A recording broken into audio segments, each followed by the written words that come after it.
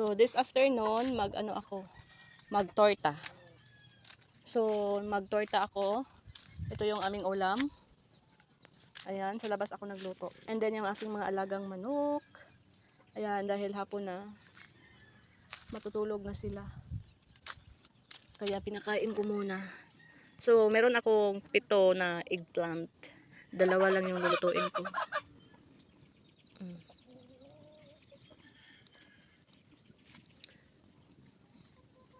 So, ayan, mag-ano muna tayo ng aking mga lalabhan. Tingnan nyo. Ngayong gabi, umuulan naman to. Mga 1 PM to 12 kagabi, umuulan. So, ayan, meron na naman, oh. Meron na naman. Kaya, ang dami kong, nakapaglaba ako ng marami.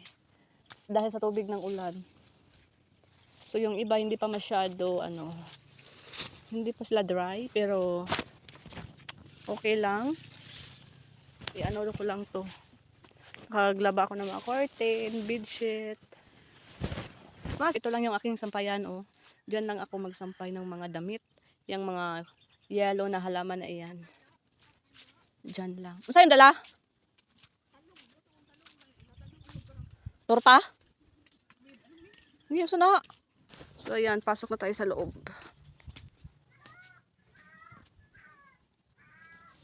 So, dito ko ilalagay yung mga damit.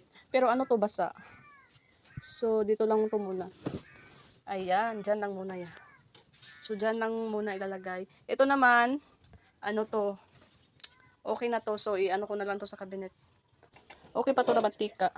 Nagluto kasi ako ng chicharon. Kaya yung oil na to, ito lang gagamitin ko. Ayan. So, maglagay lang tayo ng bitsin. Then, asin.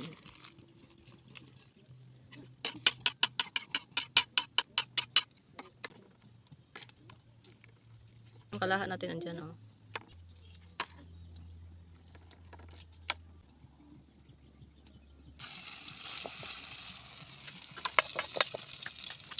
So, ayan. Ito na yung dalawa.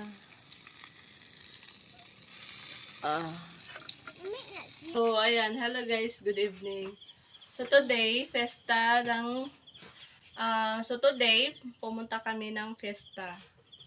So, fiesta ng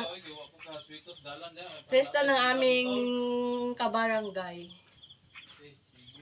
So, fiesta ng kapit barangay namin, and today, kasama yung anak ko, pumunta kami, at saka yung aking isa pang anak na panganay. Kaya let's go na! So, i-share ko sa inyo ang ganap pag anong fiesta dito sa province. So, itong ilaw na nasa malayo, nakita nyo ba ito? Dito kami pumunta. Yes, so, fiesta ng ibang barangay or sa kabilang barangay. And then, dahil probinsya po, medyo malayo at saka so, ayan guys, another day na naman. So, yung fiesta namin kagabi is, burn out. Pagdating namin doon, burn out. Kaya, umuwi na lang kami. And, hindi ako nakapag-update. So, this morning, mag-watermelon po tayo. Dahil yung anak ko gusto nang kumain ng watermelon. So, yung watermelon na ito is tanim ko lang to. And, sobrang tamis niya.